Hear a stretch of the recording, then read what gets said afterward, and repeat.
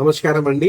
Khoa bun విషయం మీ అందరికీ ఇంకా గుర్తే ఉండుంటుంది. ఎందుకంటే మన రీసెంట్ గా జరిగిన మేడారం జాతరకు మన హిందువులకు సంబంధించిన జాతరలో ఒక ముస్లిం వ్యక్తి వచ్చి అక్కడ బన్నులు అమ్ముతుంటే అబ్జెక్షన్ చేసినందుకు ఆంధ్రాలో ఎన్డీఏ గవర్నమెంట్ వాళ్ళు దాని గురించి ఒక పెద్ద సీన్ చేసి, ఒరే ఆయన కడుపు కొట్టారు, అది ఆయన పేదవాడు, ఆయనకు అట్లా చేయడం కరెక్ట్ కాదు అని చెప్పేసి ఆయనకు నష్టపరిహారం ఇవ్వడము, ఆయనని ఎండోర్స్ చేయడము, ఆయన మీద విపరీతమైన సానుభూతి చూపించడం ఇవన్నీ చేశారు కదా.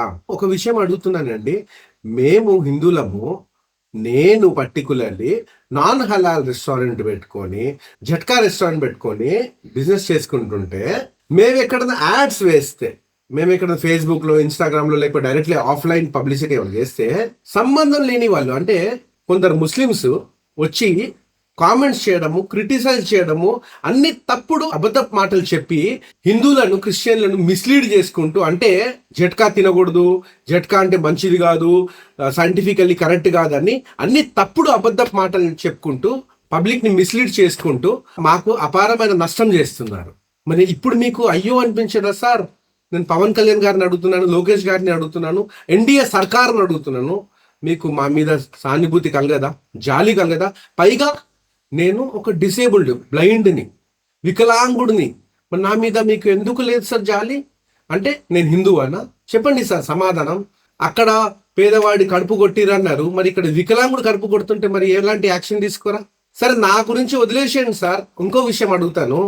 జట్కా చికెన్ షాపులు, జట్కా మటన్ షాపులు పెట్టుకుంటే అక్కడికి ముస్లిం వ్యక్తులు వచ్చి గోల చేస్తుంటే అప్పుడు ఎక్కడ పోయింది సార్ మీ జాలి, సానుభూతి? సరే, అది కూడా తీసేయండి సార్, పక్కకు పెట్టండి. కులం మీకు గుర్తుందా అండి? కటికులు అనేవాళ్ళు అంటే ఈ సాధారణంగా మేకలు కోసే వాళ్ళు ఉంటారు కదా, కటిక జాతికి సంబంధించిన వాళ్ళు.